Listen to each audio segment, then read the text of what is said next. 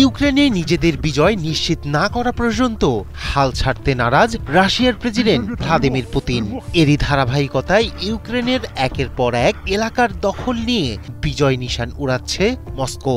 তবে প্রাকৃতিক সম্পদে ভরপুর ও কৌশলগতভাবে গুরুত্বপূর্ণ ডনবাস অঞ্চলকে দখলে নিতে এখনো হিমশিম খাচ্ছে পুতিন সেনারা। তবে হাল ছাড়তে নারাজ জেদি পুতিন। এ লক্ষ্যে সামরিক বা অন্য যে কোনো উপায়ে ডনবাস দখল করার ঘোষণা দিয়েছেন রুশ প্রেসিডেন্ট।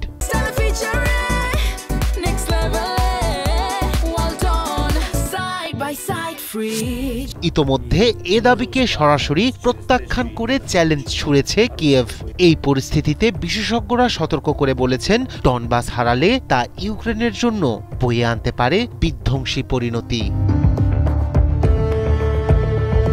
2022 সাল থেকেই রাশিয়া ইউক্রেনে চলছে রক্তক্ষয়ী যুদ্ধ।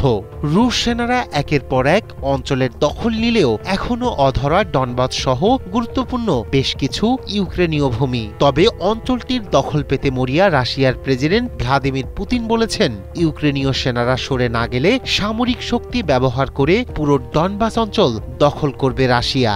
স্থানীয় সময় বৃহস্পতিবার প্রকাশিত এক সাক্ষাৎকারে পুতিন বলেন, যুদ্ধক্ষেত্রে শক্তি প্রয়োগ করে এ অঞ্চলগুলো মুক্ত করা হবে, নয়তো ইউক্রেনীয় সেনাবাহিনী সেগুলো ছেড়ে যাবে। পূর্ব ইউক্রেনের দোনেস্ক ও লুহান্স্কের বিস্তৃত অঞ্চল নিয়ে গঠিত ডনবাস। এটি মূলত কয়লা সমৃদ্ধ একটি বিশাল এলাকা। ইউক্রেনের পূর্ব সীমান্ত জুড়ে বিস্তৃত এই এলাকা দোনেস্ক ও লুহান্স্ক ওব্লাস্ট নিয়ে গঠিত। 2014 সাল থেকে অঞ্চলটির কিছু অংশ আংশিকভাবে রুশ দখলে ছিল। রয়টার্সের তথ্য অনুযায়ী বর্তমানে ডনবাসের প্রায় 88% দখলে নিয়েছে রাশিয়া। ডনবাসের কয়লার উপর ইউক্রেন অনেকাংশে নির্ভরশীল। অঞ্চলটি ইউক্রেনের জ্বালানি নির্ভরতার প্রতীক।